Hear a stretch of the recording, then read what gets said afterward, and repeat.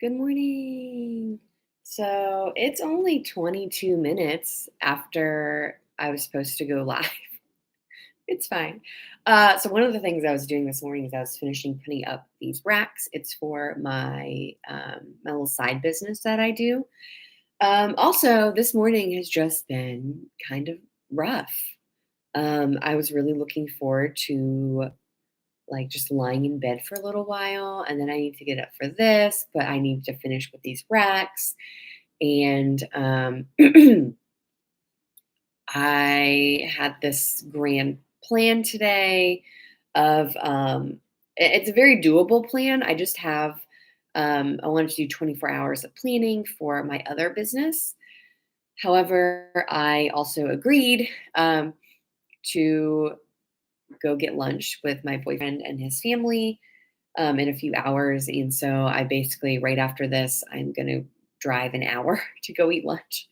And I'm thinking I need to say I have so much work to do and leave afterwards so that I'm going to drive an hour back and then I'm going to complete my planning, which will be worth it in the end. But I am kind of disappointed in myself for for doing that. I can't believe I'm doing that. Also, I'm fighting I think it's a sinus infection. So today, excuse me, today marks 2 weeks of all this congestion in my nose. And so I decided last night, like, I can't breathe. So I through my nose. So I need to go to the doctor. So I made an appointment at a clinic for this morning in just about 40 minutes, 35 minutes. And of course, I woke up, my nose was clear, I could breathe, but it's getting stuffy again. So I'm like, all right, maybe I will go to the doctor. Um, so I'm like mouth breathing, which is not fun. I do not like that. And then I get like random coughs, like just from all the stuff in there. So yeah, so hi, I'm very frazzled this morning. But I finally have my coffee, which hopefully will make me happy. So this is I'm like trying to mix it up. Well, I did not mix this up. Actually, got my cutlery right here. There we go. All right, so this is my favorite mug. I know I've shown it many times. My cute little fox mug that was handmade by Molly Makes Critters. It is iced coffee. Oh, it's good. The beans are, it's like the house blend. They're organic from, oh gosh, Kroger. They're from Kroger, not Publix, Kroger. Um, I love both stores. So, but yeah, these are from Kroger. And I also have some oat milk in here too, because I try to do non-dairy. Like that's a part of where like this comes from, that this comes from. I think it comes from consuming a lot of dairy.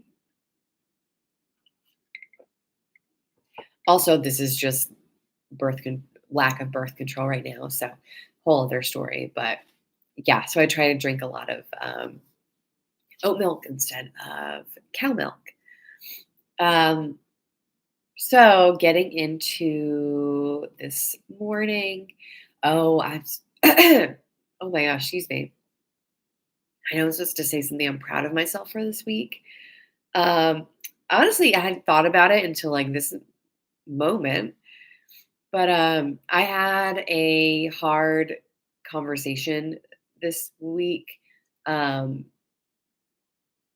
just one that I felt very uncomfortable having. Not that it even was a serious conversation. I was just very worried about it. But I am proud of myself for doing it, for getting through it and saying what I wanted to say. And I don't feel like I left anything out. So I am proud of myself for that. So getting into the complete Enneagram, we're doing type ones. Um, this is the very last type for this book. I'm so excited. And so in the future, um, so actually next weekend, I'm going to be, ooh, my dress is falling off. I'm going to be planning, doing another 24 hours of planning for Enneagram Fox. And I'm going to think about like doing some mini videos about things that I really am interested in. And I'm thinking I'm going to start with childhood messages and do just a series of mini videos to go out maybe every Friday, just about childhood messages, what those are, what it looks like for each type, how they manifest themselves, and definitely use the Complete Enneagram as a great resource. And then thinking about doing just one of these lives every month, because obviously in the past few weeks, it's been hard to get on time. Like I say, 10 a.m., which I think is a good time because at 10 a.m. I'm usually at home, and by 11 I usually want to get out places. However, sometimes just getting ready by 10 a.m. is really hard. So I'm thinking it might be more doable to plan for just one of these every month. I'm thinking at like the end of every month. So like last Saturday of the month, just do something.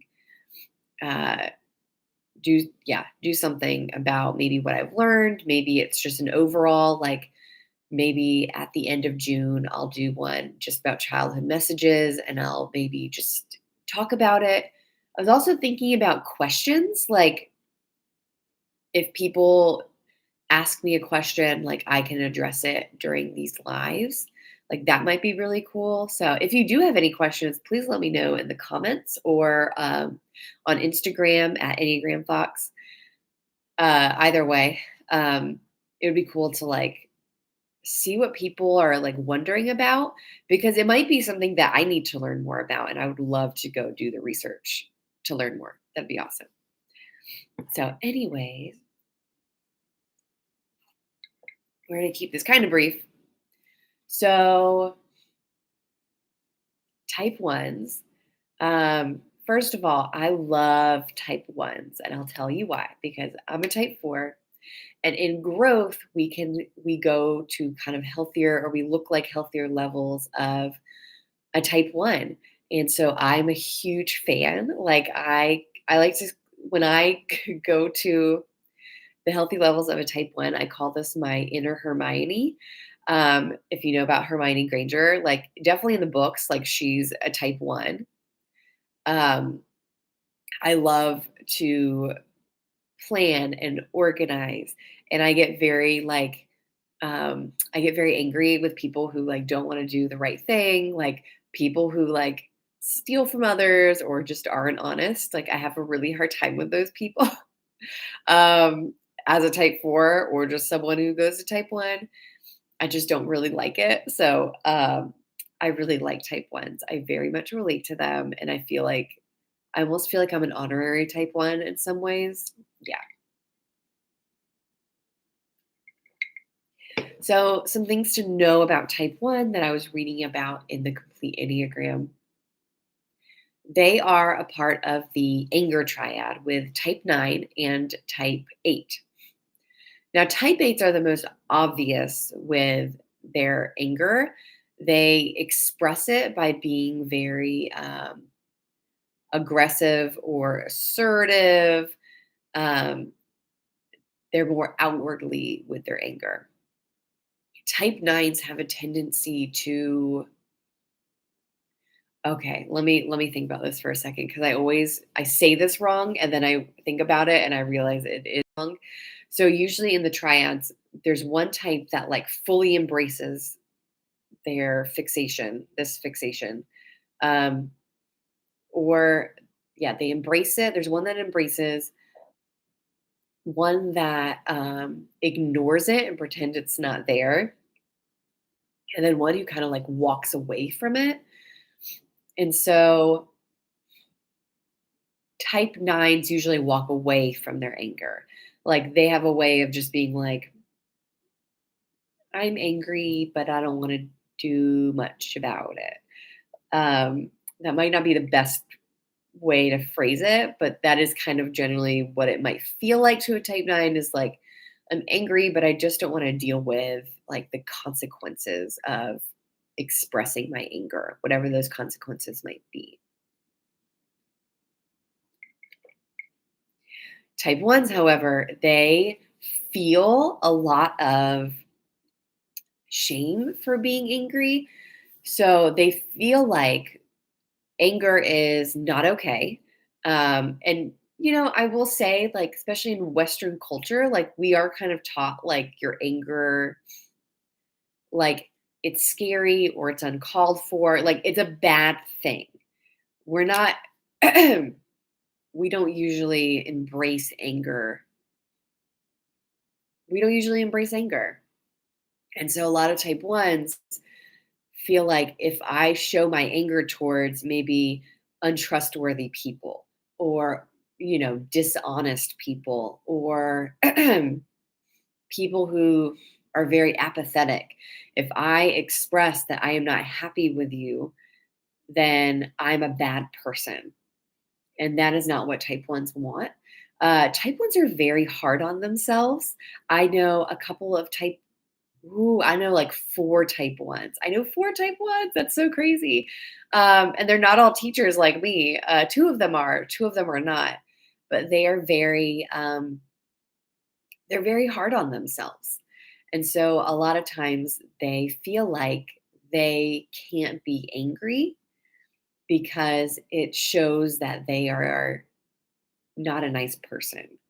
Um, I feel like saying not a nice person is very general, but I do think a lot of times in maybe American culture, like we just say things like they're a little crazy, but they're a nice person. Like, oh, they're nice enough. Like it is a good, and I wouldn't say it's a bad thing to be a nice person. I would say it's a great thing. And most people would agree with that around the world. Like it's great to be a nice person.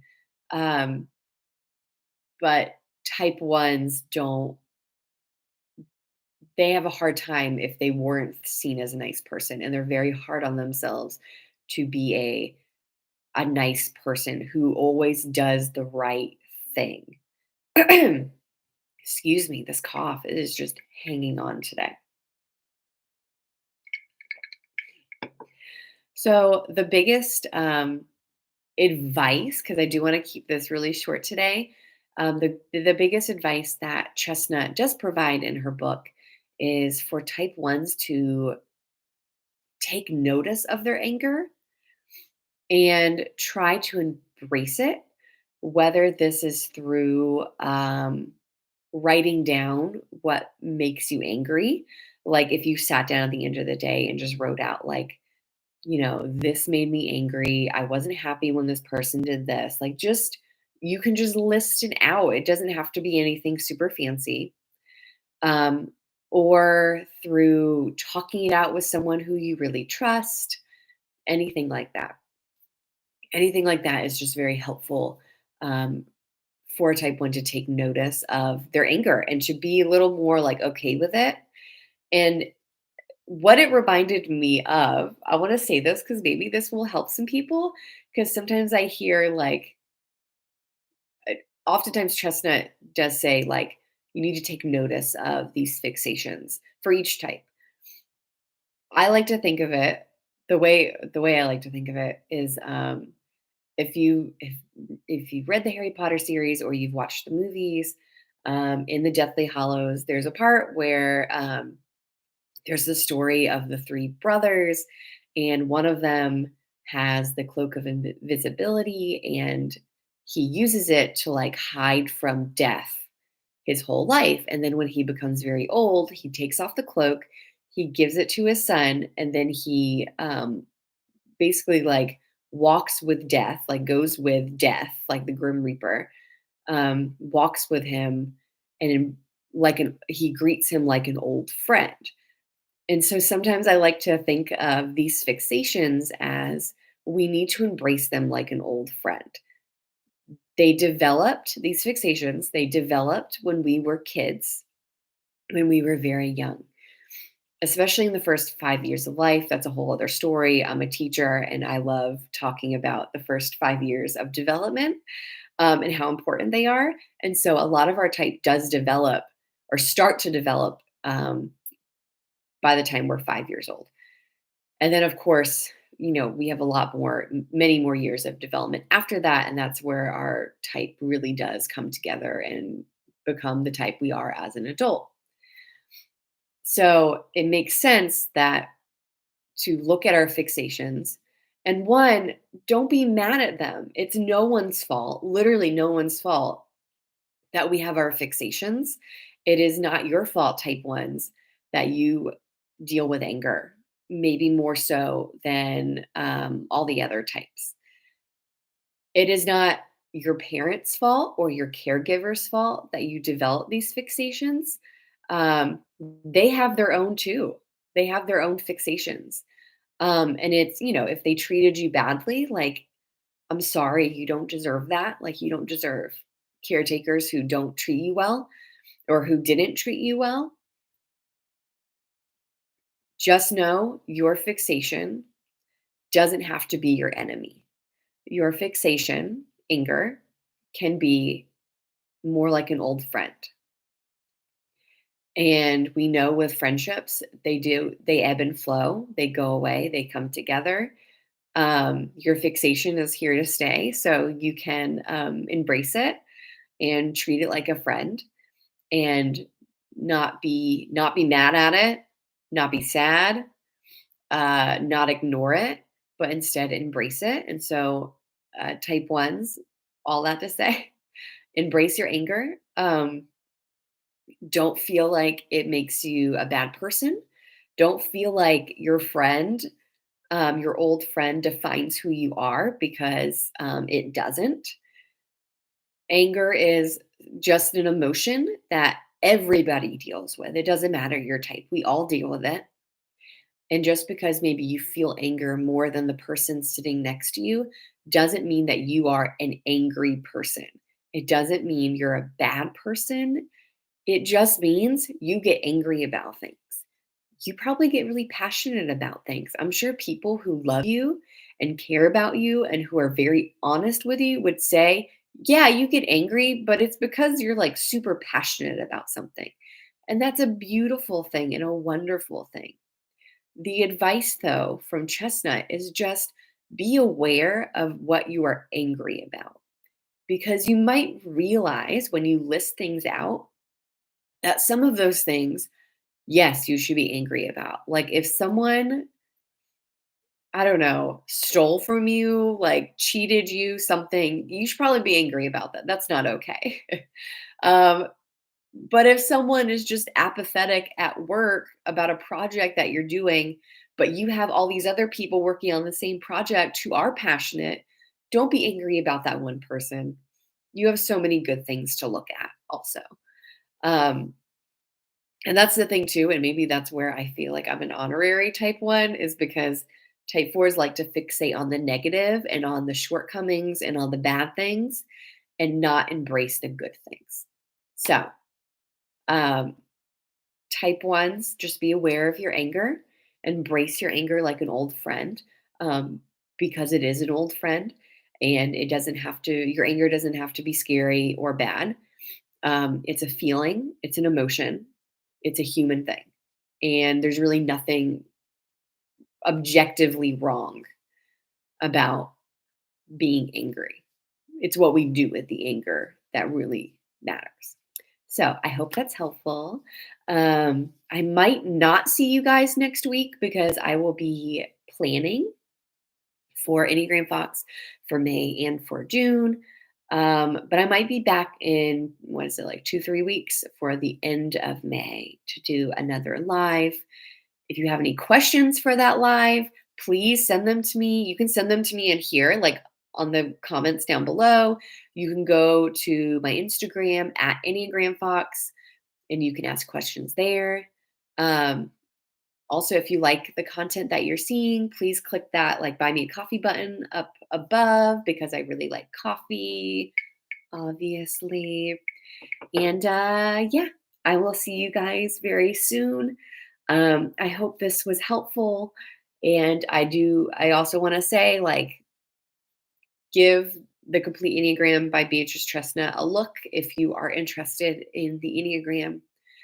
It's a lot of content, but it's very helpful, very useful, And I hope you guys have a great weekend and a great week.